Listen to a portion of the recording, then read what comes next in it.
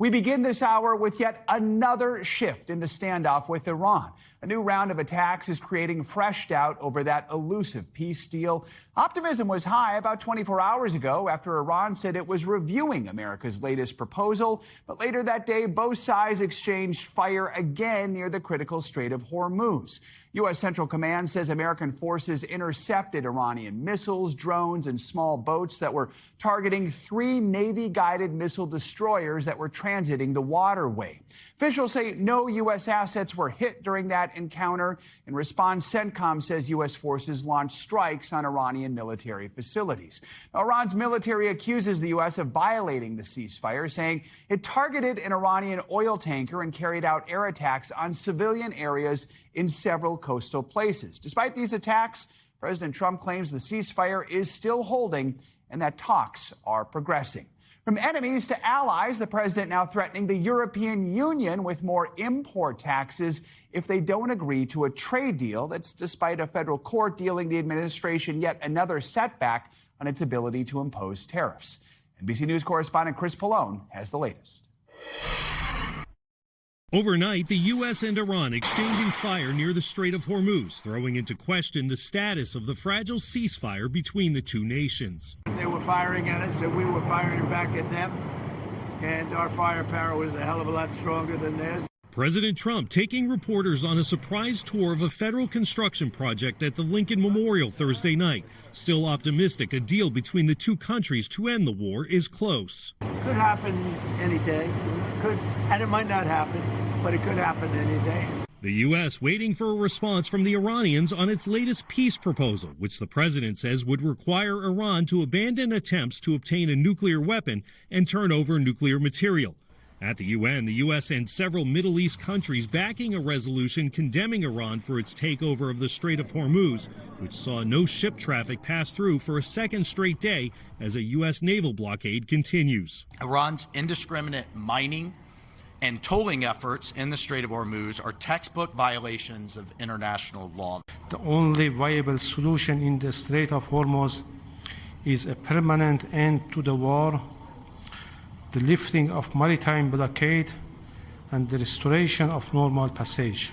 Meanwhile, President Trump is threatening to impose new tariffs on European goods imported to the U.S. if the European Union doesn't agree to a trade deal by the 4th of July. While at the same time, a special federal trade court was ruling against the president's ability to impose certain tariffs. Nothing surprises me. So we always do it a different way. The president insisting the ruling won't deter his efforts to impose new tariffs. Chris Pallone, NBC News. Let's get more on the situation in the Middle East with NBC News military analyst Colonel Steve Warren. Colonel, good to have you with us. Let's start with this latest flare-up between the U.S. and Iran, both sides saying they retaliated in self-defense. What's your read on this latest round of attacks? Yeah, good morning, Joe. I think there's two things happening here with this latest round of attacks.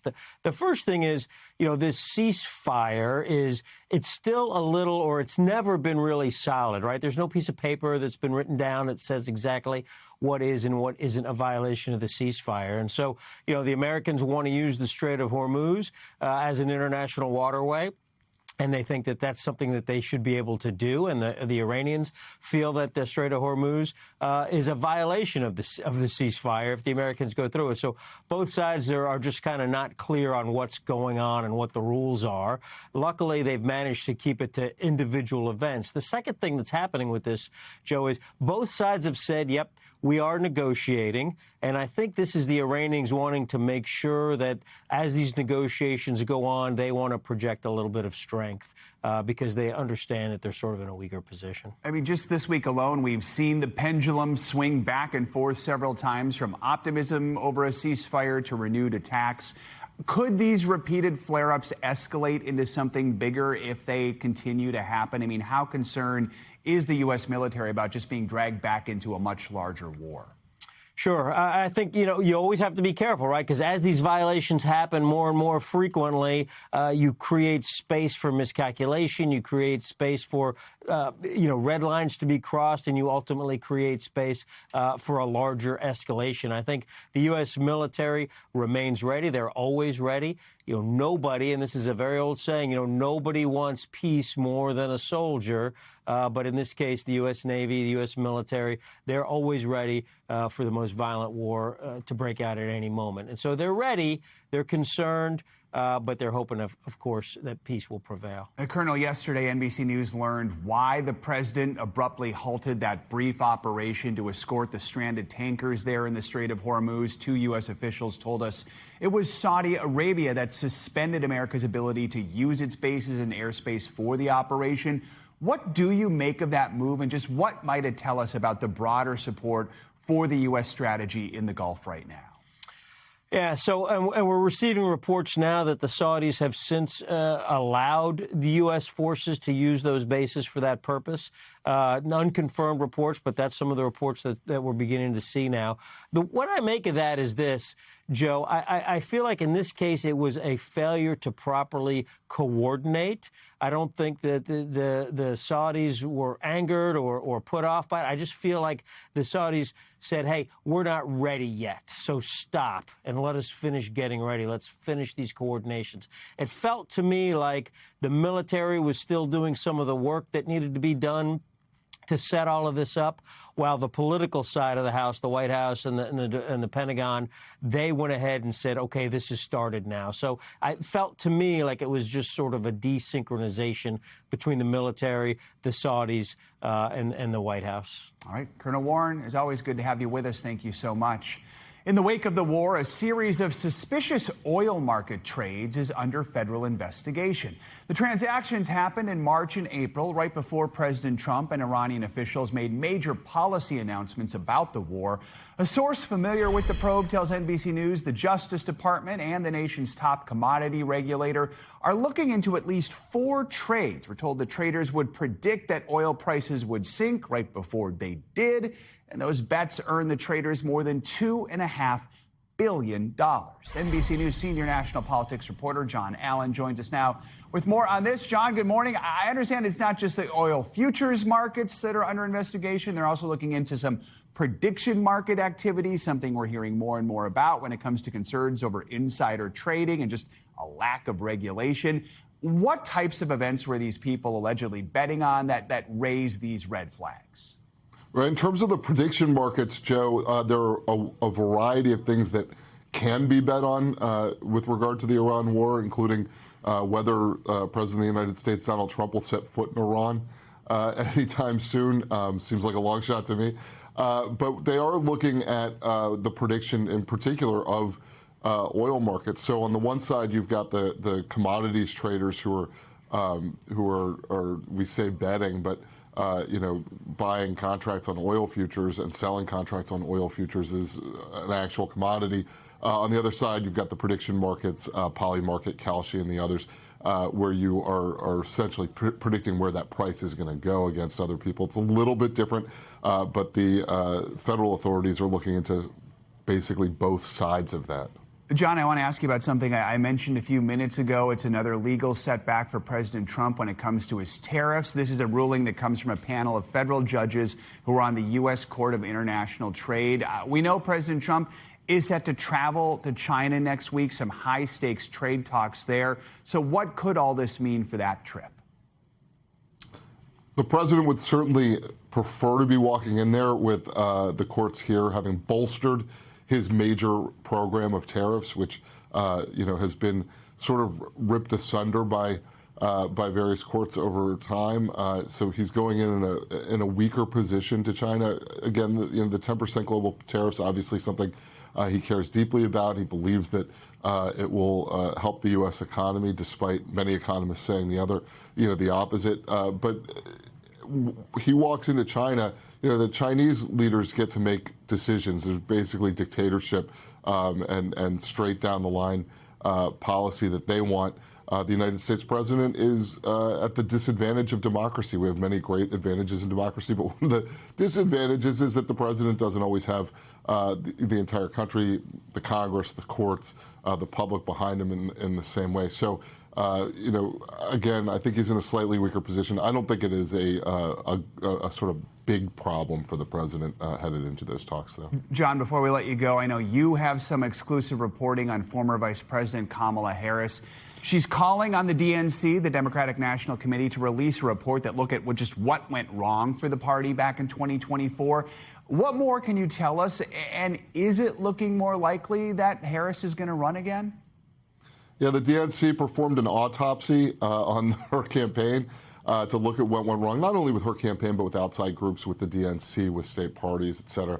And they have not released it. It's been buried since December. And Kamala Harris has told donors that she believes it should be released, has not made that sort of full public call for it, but has told donors that that's what she thinks should happen. And of course, to the other question, they're all running, Joe, until they're not. And I think former Vice President Harris is certainly making the moves of somebody who would be running for president in 2028. I think one prediction we can safely make is it will be a crowded field on the Democratic side over the next couple of years. Bet on it. John Allen, good to have you with us. Thank you so much. Overseas, Secretary of State Marco Rubio spent another day trying to mend some rocky relationships in Europe. Yesterday, Rubio had a closed-door meeting at the Vatican with Pope Leo. That came after President Trump repeatedly attacked the pontiff. And this morning, the Secretary of State met with Italy's foreign minister as well as Prime Minister Giorgia Meloni. She's a one-time Trump ally who has become more critical of the American president in recent weeks.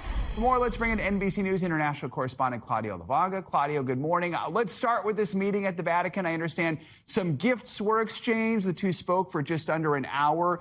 Do we know, did Rubio manage to smooth things over with the Pope? Hey, Joe. Well, both the Vatican and the State Department issued statements after that meeting, which were carefully crafted, full of niceties and diplomatic language. And when it comes to the Vatican, these kind of meetings, you really need to read between the lines. And even more, you need to look at the symbolism when it comes to the gifts. Now, what were they? Rubio gave the Pope a crystal football, while the Pope gave Rubio a pen made out of wood from an olive tree. Now, the symbolism and the meaning of the Pope's gift is quite clear. It was a sign of peace. It was like extending an olive branch in the shape of a pen.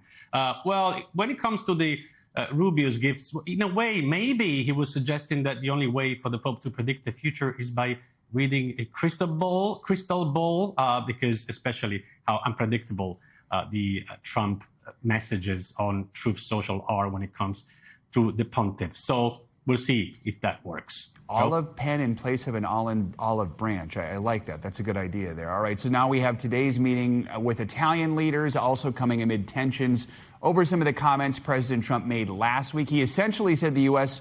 was open to the idea of withdrawing U.S. troops from Italy. So can this relationship be saved? Where do things stand?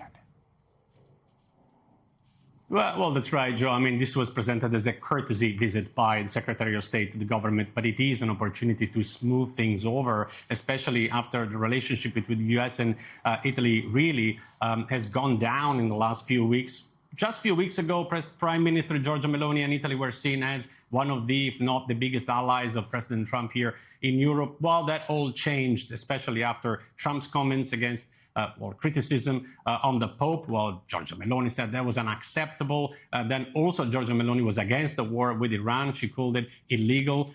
Italy refused the use of U.S. air bases here in Italy for bombers, U.S. bombers that were involved in the war with Iran. So all of that contributed to a broken down relationship between the U.S. and Italy. Trump said he was very disappointed. He didn't recognize the prime minister anymore and so forth. So this meeting with the foreign minister and the prime minister is a way to mend relations. Right after that meeting with the foreign minister said that he has a positive outlook for the future of relations between the U.S. and Italy, because he says that yes, it's true, the United States needs Europe, but Europe needs the United States, but also the United States needs Europe and Italy. Also, before that meeting with the foreign minister, the ice was broken by the foreign minister, who provided Rubio with a family tree that is supposed to prove that he has ancestors here in the north of Italy.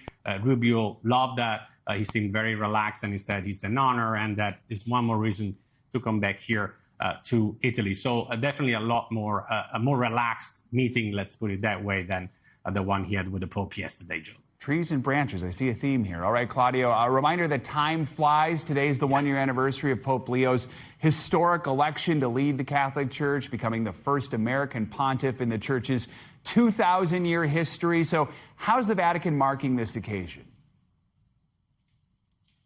Well, the Pope this morning traveled to Pompeii and soon is going to also visit Naples, which is nearby. The reason is the Our Lady of the Rosary, which is venerated at the Basilica right next to the archaeological site. This morning, he delivered a homily in which he spoke about peace once again. Let me just give you two quotes. He said that peace is put at risk by international tensions and by an economy that favors the trade in weapons over respect for human life.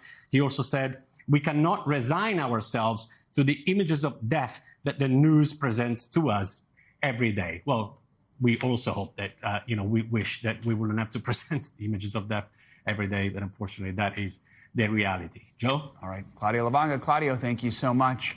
Now for the latest on that deadly outbreak of hantavirus aboard a cruise ship. So far, 3 people have died. At least 5 more are infected with the rare but dangerous disease. This morning, the ship is off the coast of Western Africa and moving north toward the Canary Islands. That's where it will dock so the remaining passengers can be evacuated. And that is where we find NBC News International correspondent Danielle Hamamjian. Danielle, good morning. So what do we know? What are conditions like on the ship right now? And just what are the steps that they are taking to make sure the virus doesn't spread anymore? Yeah, good morning, Joe, from a very windy Tenerife here. Things appear to be going relatively well on board that ship in terms of measures being taken. There is social distancing, sanitation measures are taken into consideration. And I think, it's safe to say that after going through the COVID pandemic, many of them will have been prepared for this, so maybe not coming as a shock. We did speak, our colleagues at KTVZ in Oregon did speak to one of the passengers on board who is one of 17 Americans, a doctor who said that he had to step in to help when the virus broke out. But he also tells us that there are 2 experts from the World Health Organization on board, as well as 2 Dutch infectious disease experts. So they do feel like they are being taken care of. But as we speak, and as far as we know, there are no passengers on board who are showing any symptoms. No doubt that is a relief to everybody on board, passenger and crew, to various governments around the world, and to the World Health Organization, of course. Jim. Yeah, no doubt that is some good news there. So do we know, when we look ahead to Sunday here, when they disembark, what is the plan for that? Yeah, so if everything goes well, they will arrive here at noon on Sunday. And as we know, there have been protests across the Canary Islands. There's been opposition by local politicians. But at the end of the day, this was a decision for the Spanish government. It's their jurisdiction. And so, but because there were concerns, the ship is not going to dock here. It's going to anchor nearby. And boats will carry 5 passengers at a time. They'll be brought here to the port, to a cordoned off area, and they'll be boarding vehicles that'll be under guard straight to the airport, which is about a 10-15 minute drive from here. They'll be taken to another cordoned off area, and then they'll be boarding repatriation flights to the various countries where they come from. The big question, I think, is, what is the quarantine process going to be like? Because the British advisory came out this morning saying that any British passenger or crew on board that ship will have to quarantine for 45 days when they land in the UK. Here, the Spanish nationals will have to quarantine in a military hospital in Madrid. So it'll have to be a case-by-case basis, but hopefully something, a process that'll be uniform around the board so that we can stop this virus from spreading. Danielle, do we know any more about that Dutch flight attendant who remains hospitalized? How's that person doing? Yeah, some good news to deliver there. The World Health Organization coming out this morning to say her tests have come back negative. Also, 2 other passengers who were on that KLM flight on April 25th from Johannesburg to Amsterdam have also tested negative. Remember that it's believed that one of the cruise passengers who later died was initially on that plane, but she was removed because of her medical condition. Crew said it wasn't going to, the crew there thought it was not a good idea for her to stay on board. She was removed and unfortunately died the next day. KLM has said that they have been in touch with every single passenger on board that plane, confirming this morning that 2 other passengers have tested negative for the virus, Joe. All right, Danielle, braving the windy conditions there in Spain. Thank you so much. Now, as we reported, a number of passengers, including 7 from the United States, left the ship before the virus was even discovered. NBC News correspondent Camila Bernal shows us how medical officials here are monitoring the situation.